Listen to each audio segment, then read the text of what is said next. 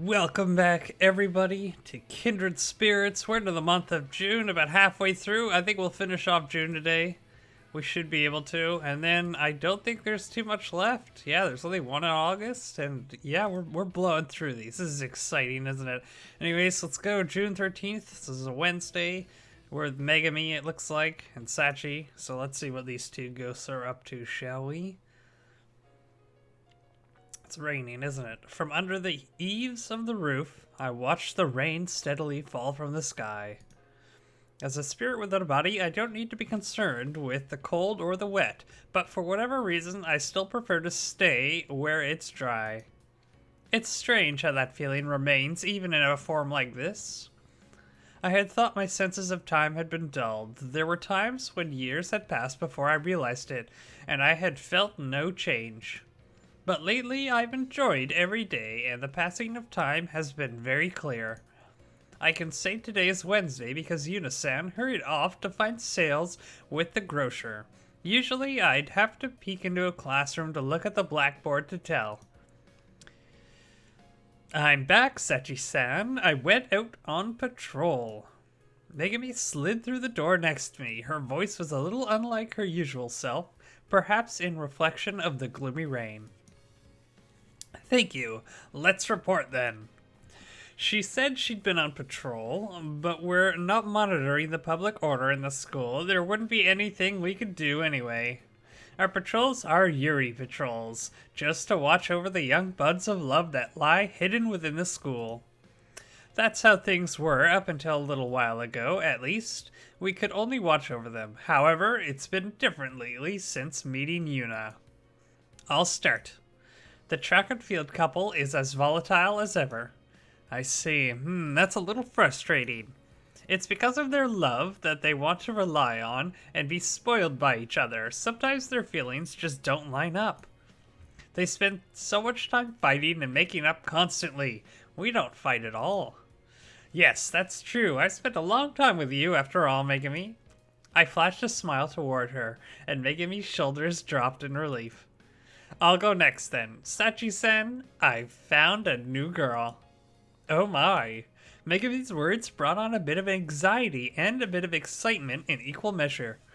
Until recently, that would have just meant that we had one more person to watch over.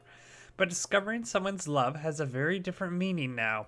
Now that we have a way to make these little buds bloom beautifully. That's amazing, Megami. You've done well. Tell me more about her. Of course, Sachi. Megami described to me a girl who had realized her love on this very roof. She was like, holy friggin' crap, who knew there was a girl like that? I couldn't help laughing at that ridiculous way Megami lowered her voice and imitated the girl. She said she was going to see the girl she'd fallen for, so I followed her, but she never actually approached her, only watched, so I couldn't quite figure out who it was. But I finally did it, so it was... Do you know that person who waits at the front of the main gate in the morning to round up the late comers? I think her name is Aru Aki-san? I checked a few times, I'm pretty sure about it. Ah... I knew right away who she meant. She's someone who exudes a keen, stern air, like a disciplinary committee member should. It's clear even when looking at her from on the roof. I know who you mean. She's very striking, and quite pretty. Making me look shocked for a moment, then soothed her hair down and straightened her clothes. Finally, she looked at me nervously and sidled over. Do you prefer more striking people, Sachi-san? She got quite hung up on that one word.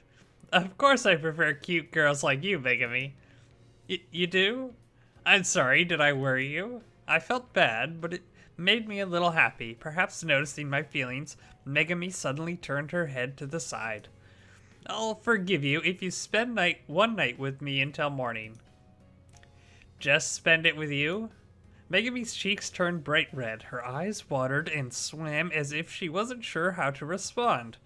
Even if she knew they were meaningless, pointless words, I could imagine the visions dancing in her head. Our eyes met then, and we both smiled.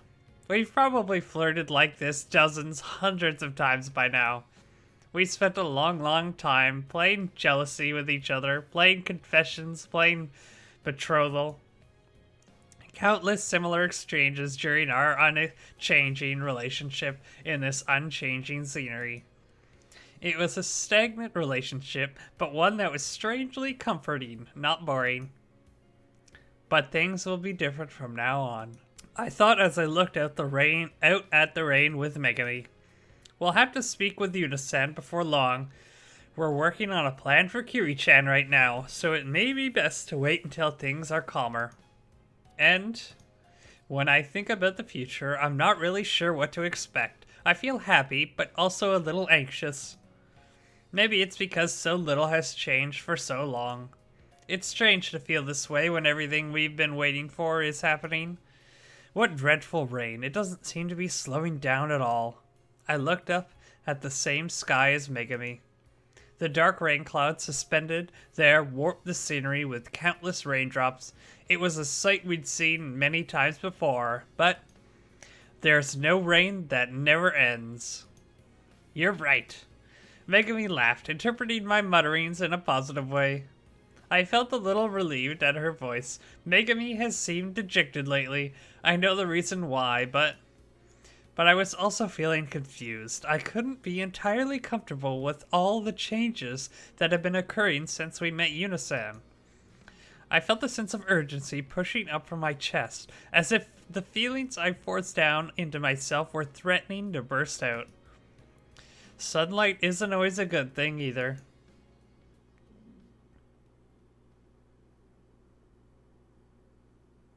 She seems like almost depressed about the way things are going with the ending there. Anyways, let's continue on. This is the track team girls. Don't remember their name. Trying to remember the name. It's not coming to me, and it's gone. Don't know the name. Miyu. There we go. I've remembered it. I definitely didn't just read it there. I know it's the rainy season, but it's really pouring out there. When we're rained off the track, the team practices indoors. Indoor practice makes it sound good, but it's not as if we get to use the gym. All we can really do is camp out at the end of a hallway somewhere and do some muscle training. We would take up the whole hallway if we all clumped together. So we divided the team into groups. Matsuri and I switched off, checking on each other. Is everybody working hard? From the response I get, I could tell that the girls were getting weary of this training. I know we've had a lot of muscle training lately. Hopefully it'll clear up soon. Every day we're stuck doing monotonous indoor training is another day the team's motivation and concentration drops. It's to be expected, but it's still not good. We were just getting into serious practice with the new students too. And now we're getting sloppy. Somebody might get hurt if this keeps up. Matsuri and I keep them motivated for a little while, but there's a limit to that. This is a frustrating problem. One of the first years was clinging to a window, gazing resentfully up at the dark, rainy sky. It was Hina. Glaring won't make the rain stop, you know. Oh, Miyu-senpai. You've been staring off into space for a while now. Have you finished today's training schedule? I'm still in the middle of it. Well, it's nice that she's honest. I knew my training schedule wasn't short enough that it could be finished that quickly. It might be boring, but you have to get through the program. This stuff builds up into real skill differences later. I'm sorry. Well, I can definitely understand feeling cooped up right now. I could understand Hina's frustration very well. It's hard to sit around when you're in a growing period. You want to run as many laps as you can and cut your time down. Hina's eagerness is probably backfiring right about now. I'd like to do something for her. Maybe I could salvage it by giving her some goal to achieve, but what? I'll do the rest of the program. Wait a second. I got an idea and called her back as she started to leave. Yes? Will you have some time after practice? I'd like to show you something. Something like a change of pace, I suppose. Just stay behind, would you? Okay. Ooh, special Hina training. I wonder what this could be. After practice, Hina waited in the track club room. I carried over a TV from the corner of the room and set it on a desk. What's this? I've got something I want to show you. Okay, there we go. I connected the DVD player to the TV, put a disc into the tray, and hit the play button. An image appeared on the screen. Is this a video of track meet? Yep, there are some practices on here too. This is what you wanted to show me? Hina looked at me as if to ask, what's it supposed to mean? Watching is good practice too. Just humor me and stick with it for a bit. I'm sure you will get something out of it. Okay. Hina turned back to the TV, clearly unconvinced, but she didn't stay expressionless for long. After a few races, Hina's gaze was fixed to the TV, her eyes glued to Matsuri. Awesome, Matsuri-senpai's comeback. What did you think was awesome about it? Her last spurt, she even kept her form the whole time. You have a bit of a tendency to lean forward when you get tired, Hina. Did you know that? Know why? No. It's because the balance between your abdominal and dorsal muscles is off. In your case, it's probably that your dorsal muscles are weak, so you start leaning forward when you tire out.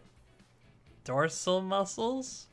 Leaning forward like that can mess up your stride and lower your speed, and it puts much of your upper body weight on your bones, so you use excess stamina. A lot of it's just because Matsuri's Matsuri, but she can maintain her form like that because she's trained her abdominal and dorsal muscles. Your arms are important too. Arms? Some people think that you don't need your arm muscles for track, but that's not true. Pumping your arms is better for your center of gravity, and it stabilizes your torso. It makes it so that you can use all the power you're generating with your legs without losing any. But why did you show me this video? Because I wanted to give you a goal. It's no fun doing muscle training if you don't know what it's all for, right? I'm sorry. But it's different when you know you're training your muscles to perfect your form, don't you think? I want to be able to run like Matsuri-senpai. Good, see? Watching was pretty good practice too. Yeah. We've been adding to this video since we were first years, and I thought it might be a good reference at some point, but it hasn't been very helpful so far. That's not true, it's awesome. You think so? Thanks, I'm glad it came in handy. Is there any more? This is the last one. It's from the inter-school meet last year. Hina's excitement was plain to see by the whole time we finished the DVD. Awesome, awesome. It's no wonder, I suppose. Matsuri was in top form around that time. There was something almost divine about her. Matsuri's a prodigy, though her mood can get in the way of her performance sometimes. It's really awesome. The way Matsuri-senpai runs is great. I love how she runs too. Well, that goes without saying, since I fell head over heels for her when I saw her running during our first joint practice. But you're faster in the 200, right, Miyu-senpai? Yes, I suppose so. I'm more of the type to gain speed around corners than in a straight line, after all. Now it was my turn to be surprised when she pointed this out. I didn't think Hina had noticed something that small when she hasn't even been on the track field for 3 months yet. Would you call that talent too? I thought she was the type to leave everything to her abilities and instincts like Matsuri, but she seems to be more analytical than I thought. Your running is really cool too, Miyu-senpai. I want to get faster. Hina said to me earnestly. I think her desire to improve is a bit stronger than most, and she's very enthusiastic about practicing. She may have much more talent than when we first thought. Let's both do our best then. Thank you, senpai.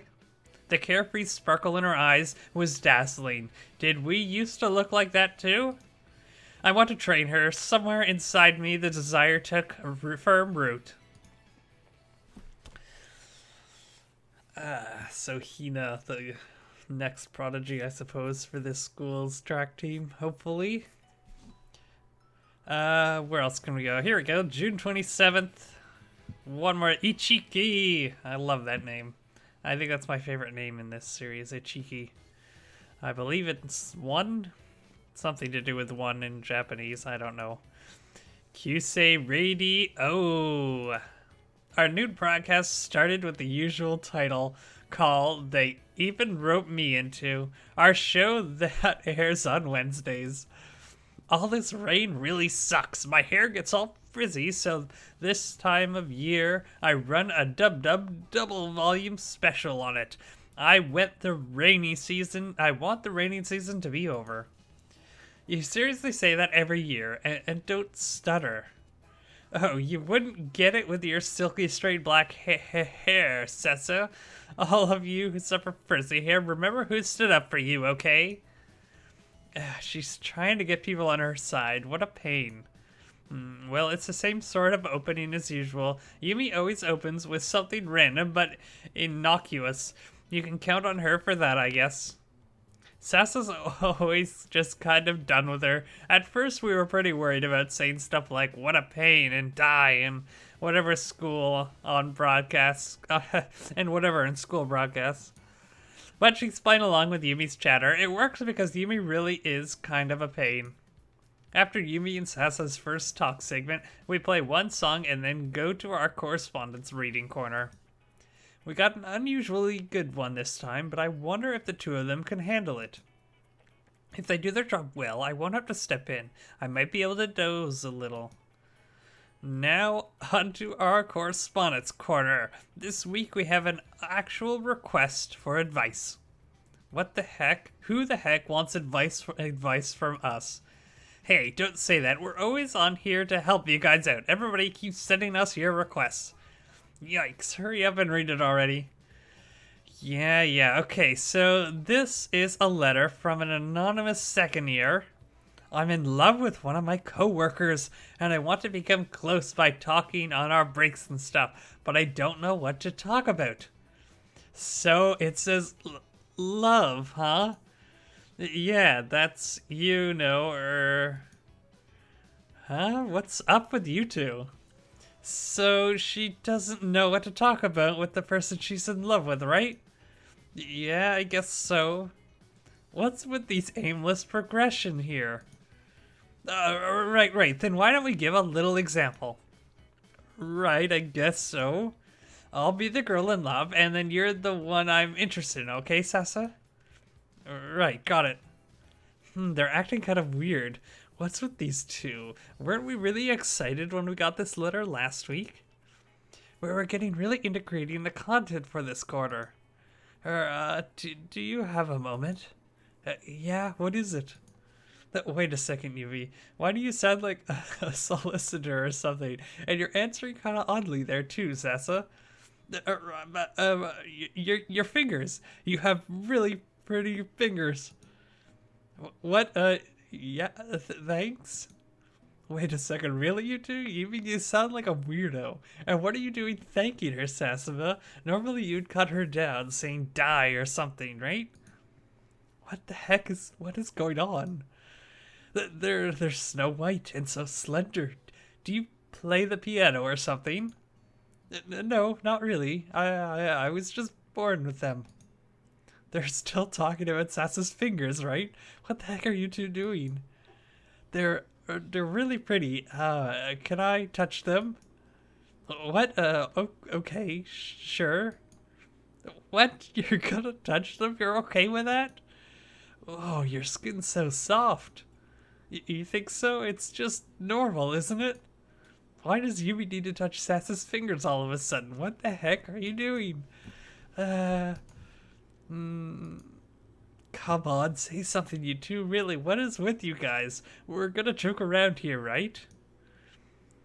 Why are you holding hands and sign on an audio-only broadcast? Come on, say something. Crap, they've got completely silent. Why the heck are we airing these two holding hands and getting breathy on the noon broadcast? I think Sasa was a little against doing this segment, and I get that. Even if it's a skit, she was a little nervous about Yumi's flirting with her. But that was Yumi getting like this for when she was coming up with all those jokes in her planning meeting. Wait a second, could it be... they're complete goners. Okay, cut. Did that come in handy? Next, we'll play a request song. I sighed, set the song we had prepared and played it, raising the volume on the mixer. I cut the volume on their mix at the same time. Okay, 3 minutes for the song. What the heck was that about, you two? You've got to carry the conversation here. Sorry, I suddenly I got kind of excited. Let go of my hand already. Sorry. I'm thirsty. Water.